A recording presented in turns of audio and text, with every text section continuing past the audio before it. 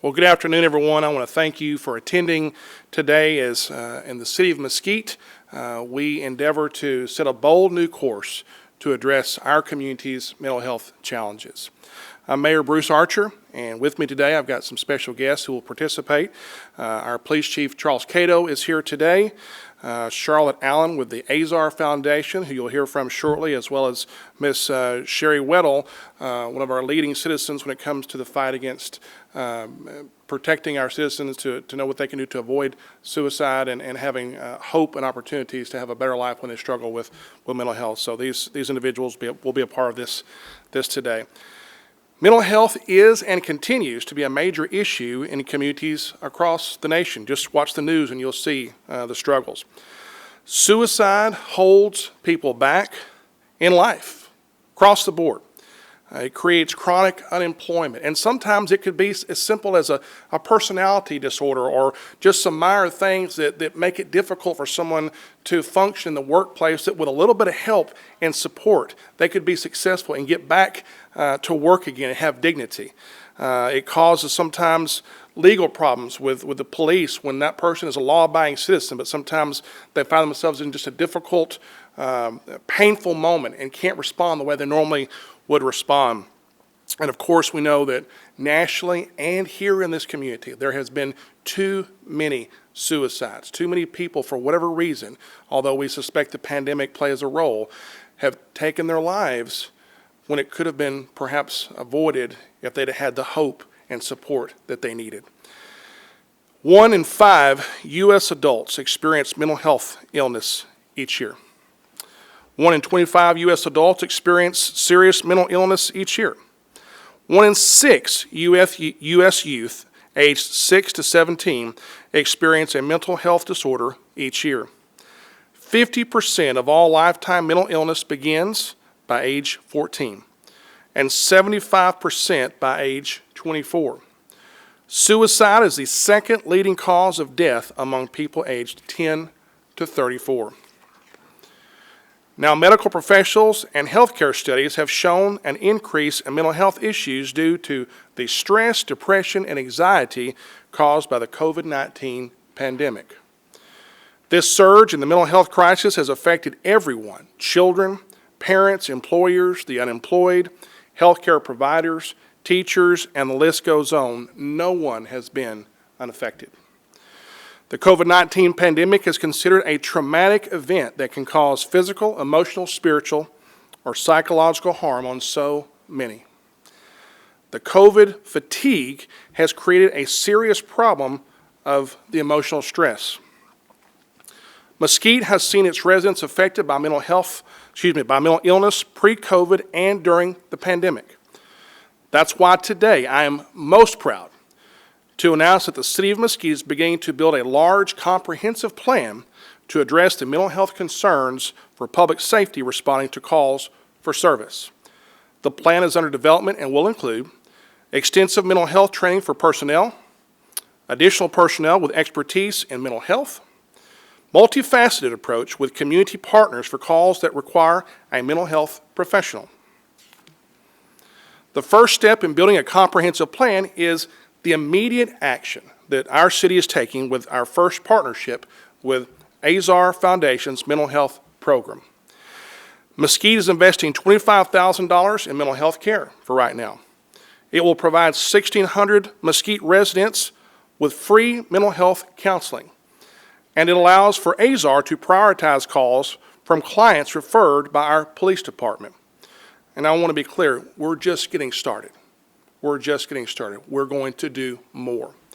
To tell you more about the AZAR Foundation and what they will do for Mesquite citizens, I want to introduce their CEO, Ms. Charlotte Allen. Come on up, Charlotte.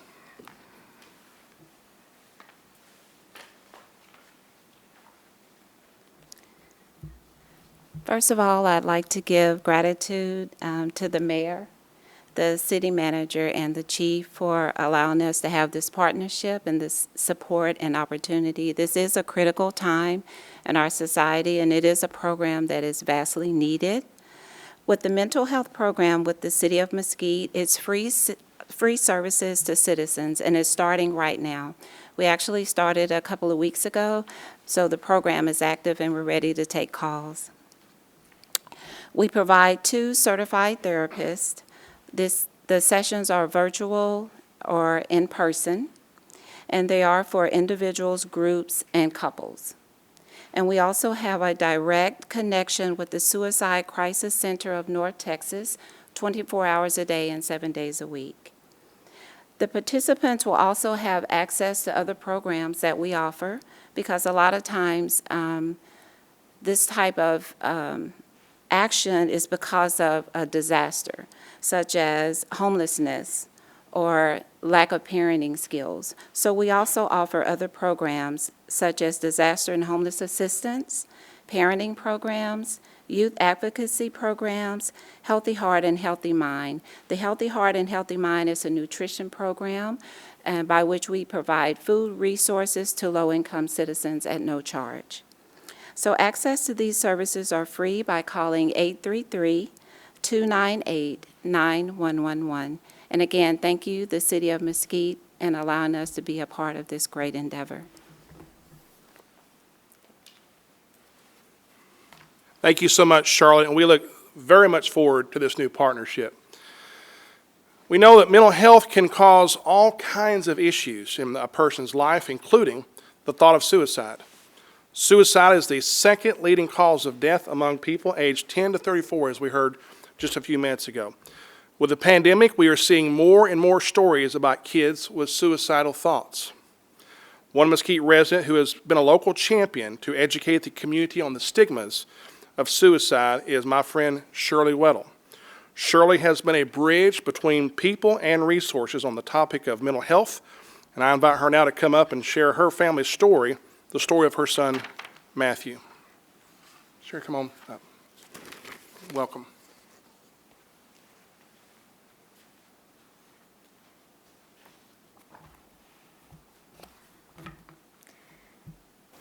Thank you, Mayor Archer, and all of our city leaders for allowing me to be a part of this effort and to share part of our story and what I've learned over the last 6 years. I've worked as a medical imaging informatics professional for over 25 years, but today I'm speaking to you as a suicide prevention and brain health advocate and as a mom. You see, a little over 6 years ago, in July of 2014, my husband and I lost our only child, Matthew, age 22, to suicide. As you can imagine, we felt lost and devastated. Matthew was super intelligent with dreams of making a difference in the world. He had a dry sense of humor, a kind heart, and a big smile. He participated in sports and scouts and multiple community activities and had lots of friends growing up. He read textbooks for fun and even told my husband and I that we should watch less TV and read more books. Seriously. What we saw in that summer of 2014 was that he was a stressed out college student because he realized he had signed up for too many classes that summer. He was a very high achiever and didn't take many breaks. But he realized since he did that, he was worried about the effects of dropping classes or having bad grades because he wanted to move on to a master's program, so grades mattered. We talked through the options, we made a plan, and we thought everything was good. So we had a great conversation that week and talked about future plans. We arranged for him to see a counselor to address his stress, but he told me he wanted to wait to see if he needed some quiet time and if that was enough. And that wasn't unusual because he loved to go out in nature, would go out to the parks here in Mesquite and just spend time enjoying nature and having meditation. That was the last message I received from him. What we didn't know, and we learned about later, that he wasn't sleeping well. He wasn't eating well. He wasn't getting the exercise that he normally would. And he was sad and disappointed about a personal relationship that we didn't know about. The combination of all those things was just too much. It was the perfect storm of stressors and conditions that disrupted the chemicals in his body and his brain and moved him towards suicide. We hadn't known anybody personally who had died by suicide previously, and we had a few relatives who had some mental health issues but were getting treatment, but they didn't really talk about it. And I don't remember ever seeing a class or session offered at work, and I'm in healthcare, or at school, at Matthew's school or in the community. We didn't know what we didn't know. I've talked with lots of survivors of suicide loss over the past few years, and our stories have so many similarities. And we all wish that we knew then what we know now. I hope that sharing our story and what I've learned over the last few years can help spark conversation, provide education, and give hope and understanding. I've learned that how we talk about suicide and mental health matters. Instead of saying committed suicide, we say died by suicide, because committed connotates a crime, and it's not a crime. We wouldn't say committed a heart attack or committed diabetes. It's like a brain attack. Suicide is like a brain attack. And how we talk about mental health matters too. There's such a stigma associated with it still. Mental health is brain health, which is physical health. If we start thinking about it in those terms, I think we can help get rid of the stigma.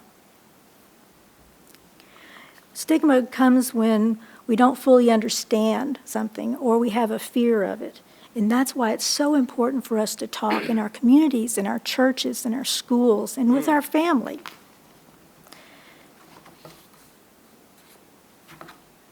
I am so grateful that Mesquite is moving forward with this program so that we have the opportunity to talk and for people to get the help that they need, to know it's okay.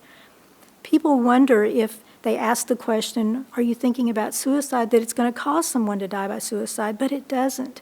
It actually opens up the conversation because they know it's okay to talk. It's okay to share what they're feeling and to get help. It's so important for us to support each other, just like we support each other when someone has cancer or when they have diabetes. We wouldn't take a sugar-laden dessert to somebody that has diabetes. And we support each other, we talk about it. We talk about our aches and pains all the time. Why can't we talk about our mental health or our brain health also? It's important that we understand that what we do in regards to diet, exercise, dealing with stress, as well as social interactions and sleep make a tremendous difference. So let's continue to learn about brain health, become a brain healthy community, which I believe will help us reduce the stigma and to reduce suicide. And again, I'm so grateful that we have the services available in Mesquite for the residents here so that they can get the help that they need. Thank you.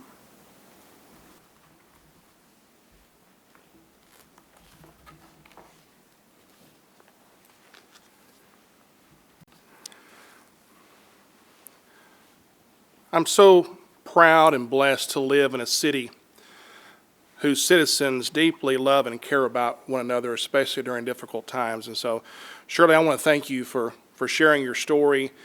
When we go through tragedy, it's so easy sometimes, understandable, that we would fall back to focus on our own pain, and yet citizens like Shirley has taken her pain and struggle and decided to use that for good, to be a blessing so others don't have to go through what she's gone through.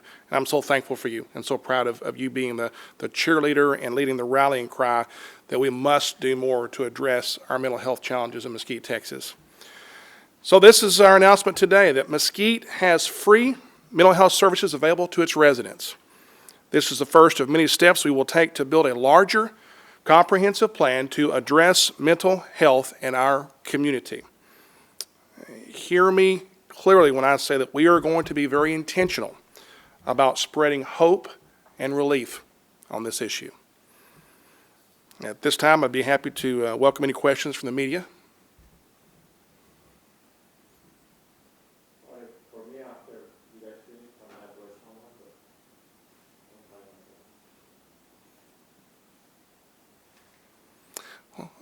Thank you again for everyone who attended today, and let's keep working hard to address mental health challenges in Mesquite, Texas, and all through America.